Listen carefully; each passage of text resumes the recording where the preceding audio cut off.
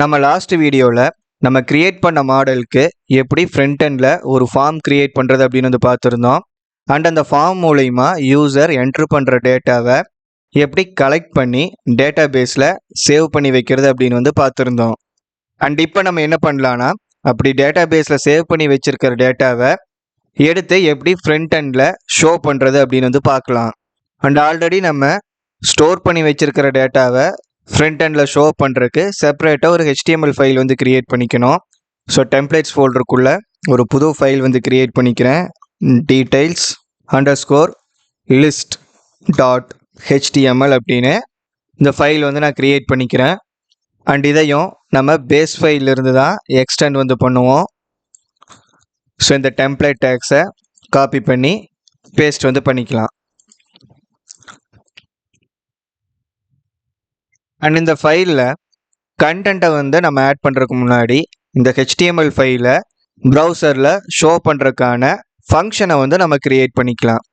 So app.py வந்து எடுத்துக்கிறேன். And இதில் இன்னொரு ஃபங்க்ஷன் வந்து நம்ம எழுதிக்கலாம்.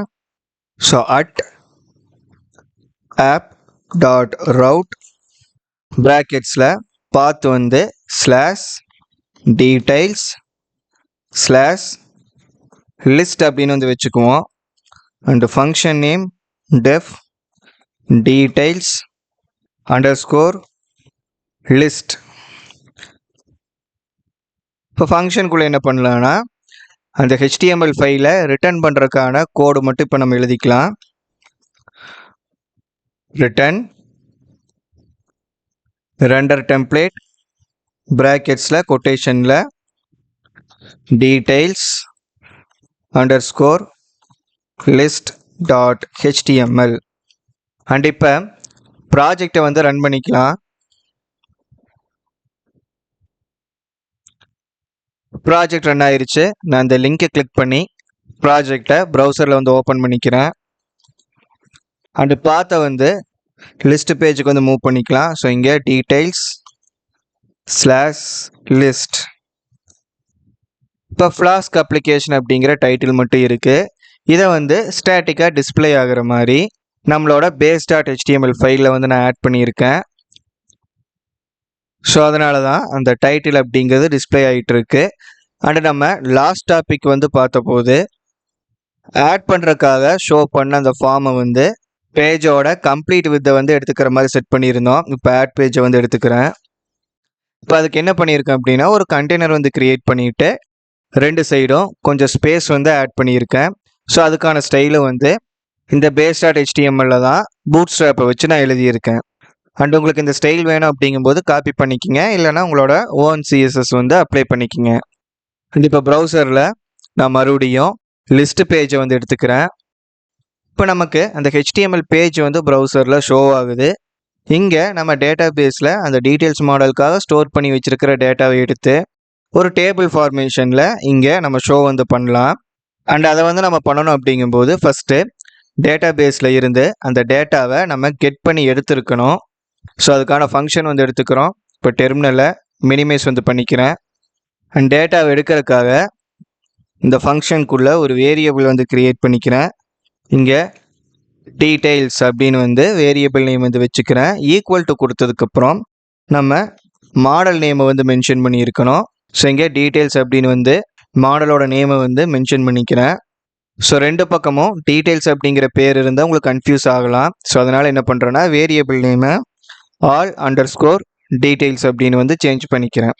ஸோ இங்கே மாடல் நேமுக்கு அப்புறம் நம்ம என்ன பண்ணலான்னா, டாட் வச்சு query அப்படின்னு வந்து நம்ம டைப் பண்ணணும். அதுக்கப்புறம் டாட் கொடுத்து ஆல் அப்படின்னு வந்து டைப் பண்ணணும். டேட்டா பேஸில் ஒரு மாடலுக்காக ஸ்டோர் பண்ணி வச்சுருக்கிற எல்லா டேட்டாவையும் நம்ம ஃபெச் பண்ணி எடுக்கணும் அப்படிங்கும்போது அந்த மாடலுக்கு டாட் கொடுத்து query கொடுத்து டாட் ஆல் அப்படிங்கிற பில்ட்இன் ஃபங்க்ஷனை வந்து நம்ம கால் பண்ணணும். அண்ட் அடுத்து இதை என்ன பண்ணுவோம் அப்படின்னா, நம்ம ஆல்ரெடி பைத்தானில் இருக்கிற ஒரு டேட்டாவை எப்படி HTML ஃபைலுக்கு சென்ட் பண்ணணும் அப்படின்னு வந்து பார்த்துருக்கோம். அதே பேட்டர்னில் வந்து இப்போ நம்ம டேட்டா பேஸ்லேருந்து எடுத்த இந்த டேட்டாவை எல்லாத்தையும் இந்த ஆல் டீட்டெயில்ஸ் அப்படிங்கிற வேரியபிளை ஸ்டோர் பண்ணியிருக்கோம். இங்கேருந்து அதை HTML பேஜுக்கு வந்து சென்ட் பண்ணிக்கலாம். ஸோ இங்கே ரெண்டர் டெம்ப்ளேட்குள்ளே HTML ஃபைலுக்கான ரெஃபரன்ஸ் முடிஞ்சதுக்கப்புறம் கமா கொடுத்துட்டு டீடைல்ஸ் அப்படிங்கிற பேரில் வேரியபிள் வந்து கிரியேட் பண்ணிக்கிறேன். பேராமீட்டர் வந்து கிரியேட் பண்ணிக்கிறேன். அதுக்கு ஈக்குவல் டு கொடுத்துட்டு எல்லா டேட்டாவும் ஸ்டோர் ஆகிருக்கிற இந்த வேரியபிளை வந்து இங்கே நான் மென்ஷன் பண்ணிக்கிறேன். ஆல் டீடைல்ஸ் அப்படிங்கிற இந்த வேரியபிளை இங்கே மென்ஷன் பண்ணிட்டேன். இனி இந்த டீடைல்ஸ் அப்படிங்கிற பேரில் நம்மளால் இந்த HTML ஃபைலுக்குள்ளே அந்த மாடலில் இருக்கிற எல்லா டேட்டாவையும் ஆக்சஸ் வந்து பண்ணிக்க முடியும். அண்ட் இப்போ இந்த டீடைல்ஸோட HTML ஃபைலை வந்து எடுத்துக்கிறேன். இங்கே நம்ம டேபிள் கிரியேட் பண்ணி தான் அந்த மாடலில் இருக்கிற எல்லா டேட்டாவையும் யூசருக்காக ஃப்ரண்ட் எண்டில் ஷோ பண்ண போகிறோம். ஸோ இங்கே டேபிள் டேக் வந்து எடுத்துக்கிறேன். அண்ட் இதுக்குள்ளே ஹெட் வந்து கிரியேட் பண்ணிக்கிறேன். அதுக்குள்ளே டைட்டில்ஸ் கிரியேட் பண்ணுறதுக்காக ஒரு ரோ வந்து கிரியேட் பண்ணிக்கிறேன். அண்ட் இதில் TH கிரியேட் பண்ணி நமக்கு தேவையான டைட்டில்ஸை வந்து நம்ம ஆட் பண்ணிக்கலாம். டைட்டில்ஸ் அப்படிங்கிறது நம்மளோட மாடலில் மொத்தமாக எத்தனை ஃபீல்டு இருக்கோ அவ்வளவு டைட்டில்ஸ் வந்து நம்ம கிரியேட் பண்ணுற மாதிரி இருக்கும். அண்ட் எப்போவுமே ஐடிஸை நம்ம டேட்டாவில் வந்து இன்க்ளூட் பண்ண மாட்டோம். ஐடி இல்லாமல் இருக்கிற மற்ற ஃபீல்டுக்காக நம்ம டேபிள் டைட்டில்ஸ் வந்து கிரியேட் பண்ணிக்கலாம். ஸோ இங்கே ஃபஸ்ட் டைட்டில் நேம் அப்படின்னு கிரியேட் பண்ணிக்குவோம். அதுக்கப்புறம் செகண்ட் டைட்டில் வந்து ஏஜ் அப்படின்னு வந்து கிரியேட் பண்ணிக்கலாம். இப்போ டைட்டில் வந்து கிரியேட் பண்ணிட்டோம். அடுத்து டேட்டா பேஸ்லேருந்து வர இந்த டேட்டாவை நம்ம ரெண்டர் பண்ணுறதுக்கான கோடு வந்து எழுதணும். ஸோ அதை நம்ம பாடிக்குள்ளே வந்து கிரியேட் பண்ணணும். பாடி டேக் வந்து கிரியேட் பண்ணிக்கிறேன். இதுக்குள்ளே இப்போ ஸ்டாட்டிக்கான டேட்டா வந்து நம்ம யூஸ் பண்ண போகிறது கிடையாது. டைனாமிக்கான டேட்டா வந்து யூஸ் பண்ண போகிறோம். அதாவது டேட்டா பேஸில் அந்த மாடலுக்காக எவ்வளவு ரோ ஆஃப் டேட்டா வந்து இருக்கோ அத்தனையும் இங்கே வந்து ஒரு டேபிள் ரோவாக க்ரியேட் பண்ணுறதுக்கான பேட்டர்ன் வந்து நம்ம எழுதணும். அண்ட் ஒரு டெம்ப்ளேட்டில் வந்து எப்படி இஃப் ஸ்டேட்மெண்ட்டும் ஃபார் லூப்பும் வந்து யூஸ் பண்ணுறது அப்படின்னு நம்ம ஆல்ரெடி வந்து பார்த்துருக்கோம். பார்க்காதவங்க இதே பிளேலிஸ்ட்டில் இருக்கிற ப்ரீவியஸ் வீடியோஸை வந்து பார்த்துட்டு அதுக்கப்புறம் இந்த ப்ராசஸை கண்டினியூ வந்து பண்ணுங்கள். ஏன்னா இப்போ நம்ம அந்த பேட்டர்ன் அப்படிங்கிறத ஃபார் லூப் யூஸ் பண்ணி தான் வந்து நம்ம செட் பண்ண போகிறோம். அண்ட் அதுக்கு முன்னாடி நான் டேட்டா பேஸை வந்து ஓப்பன் பண்ணிக்கிறேன்.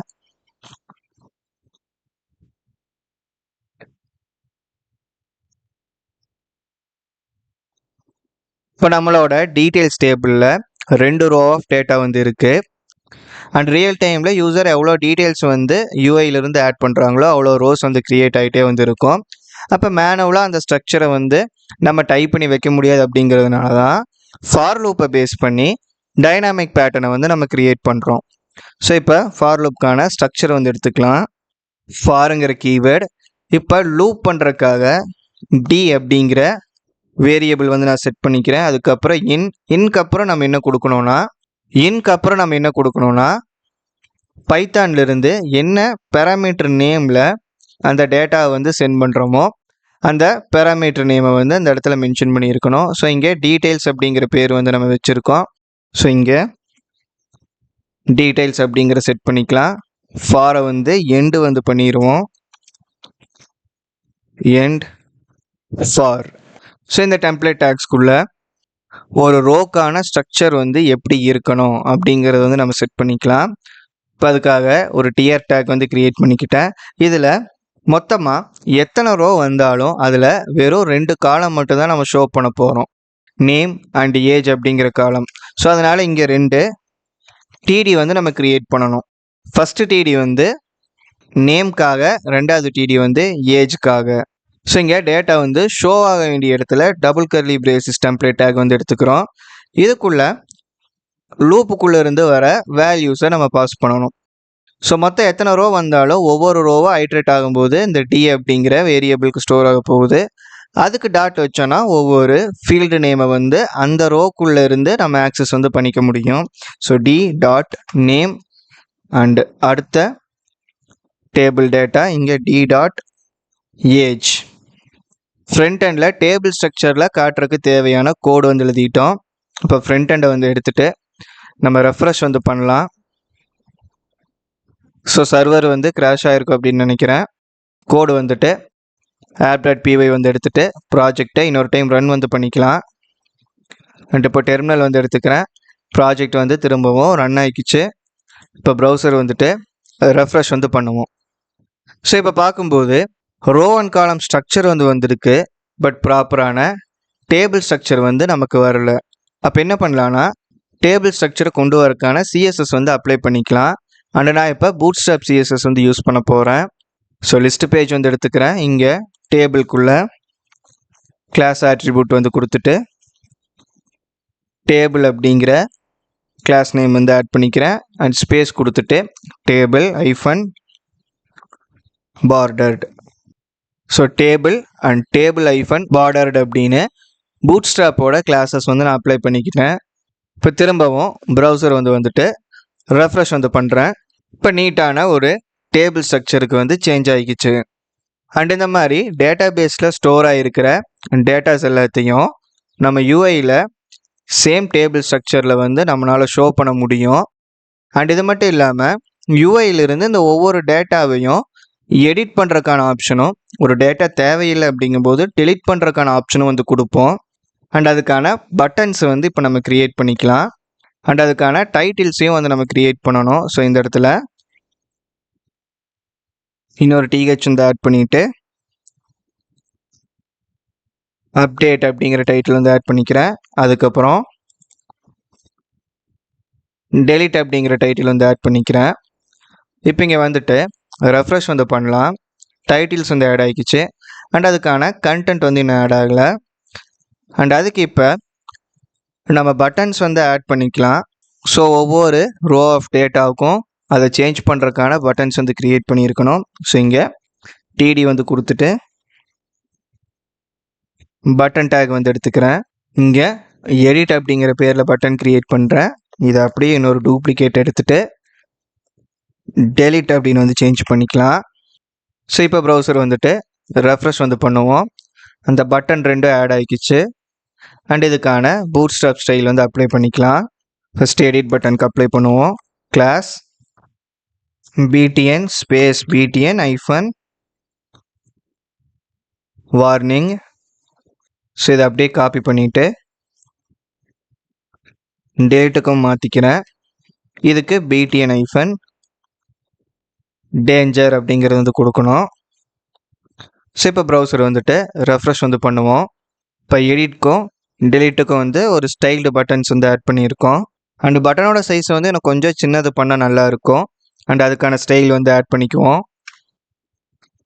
ஸோ இங்கே btn ஐஃபன் sm. ஸோ அதை இங்கேயும் வந்து ஆட் பண்ணிக்கலாம். btn ஐஃபன் sm. ஸோ இப்போ இதை ரெஃப்ரெஷ் வந்து பண்ணுவோம். பட்டனோட சைஸ் வந்து கொஞ்சம் சிறுசாகிக்கிச்சு. அண்ட் அதை சிறுசு பண்ணதுனால அந்த ரோக்கான ஸ்பேஸும் கம்மியாகிக்கிச்சு. அண்ட் எடிட்கான லாஜிக்கும் டெலிட்கான லாஜிக்கும் வந்து நம்ம அடுத்தடுத்த டாபிக்ஸில் வந்து பார்க்கலாம். ஸோ இந்த வீடியோ அவ்வளோதான். இந்த வீடியோ உங்களுக்கு யூஸ்ஃபுல்லாக இருந்தால் லைக் பண்ணுங்கள். அண்டு ஃப்ளாஸ்க்கை கம்ப்ளீட்டாக கற்றுக்கணும் அப்படின்னு நினச்சிங்கன்னா மறக்காமல் நம்ம சேனலுக்கு சப்ஸ்கிரைப் பண்ணிவிட்டு ஃப்ளாஸ்க் பிளேலிஸ்ட்டை கம்ப்ளீட்டாக பாருங்கள். தேங்க்ஸ் ஃபார் வாட்சிங்.